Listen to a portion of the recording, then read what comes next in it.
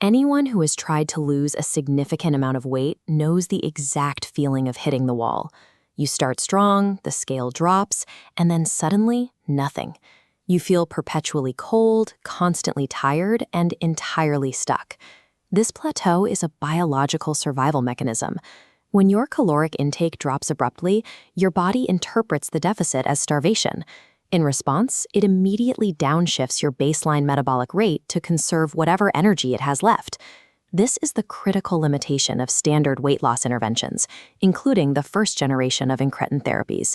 They successfully quiet your appetite so you eat less, but they leave your body's metabolic engine idling in a low power state. The Retatrutide protocol bypasses this limitation. While it uses those established pathways to suppress your appetite, it adds a third lever, glucagon. This third hormone actively forces your body to expend energy, even while your caloric intake drops. Successfully overcoming a metabolic plateau requires balancing a restricted input of food with a forced, continuous output of energy. The first phase of this process addresses the input side by targeting food noise. This is that incessant neurological itch to constantly snack or seek out your next meal. By activating two specific hormone receptors, GLP-1 and GIP, the protocol sends a direct signal to the hypothalamus in your brain. This intervention systematically dampens the signaling pathways that generate intense mental cravings to graze. Simultaneously, it triggers a physical gastric deceleration.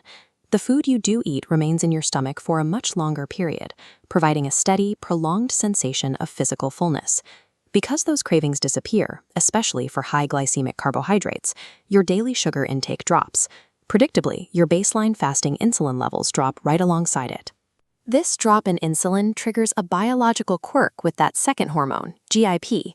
Historically, scientists noticed that when insulin is high, GIP tells the body to store fat.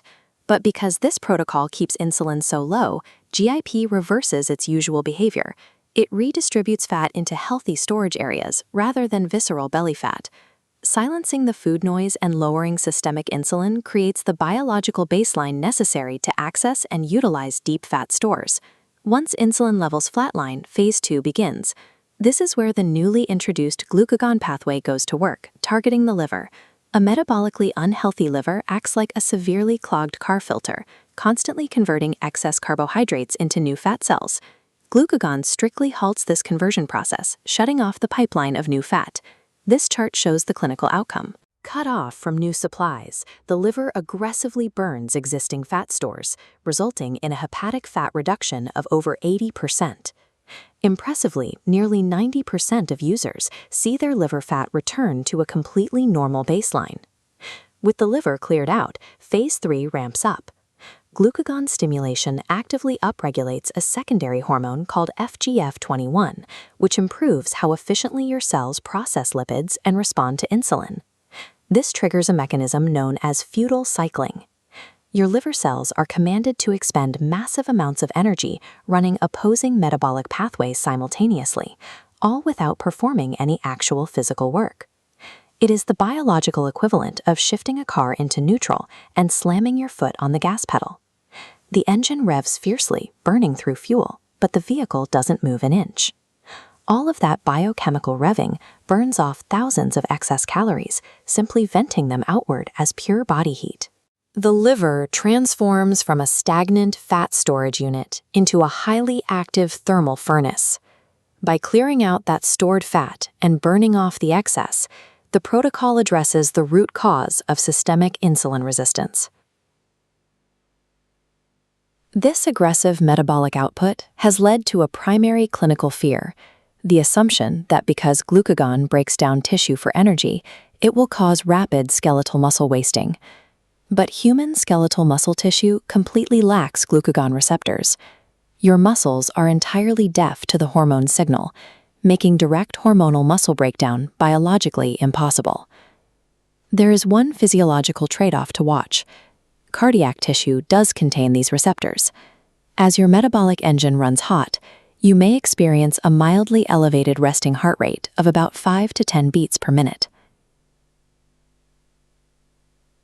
The ease of this weight loss creates a dangerous psychological trap. It is incredibly easy to view this three-hormone system as a permanent, effortless cure for metabolic dysfunction. The protocol is designed to be a medical crutch.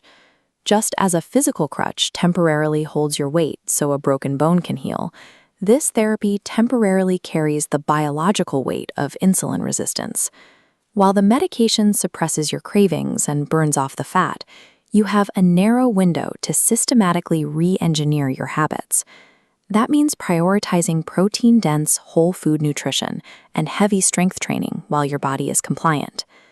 The protocol achieves success when the chemical intervention buys enough time for metabolic retraining, allowing the patient to eventually drop the crutch and walk under their own power.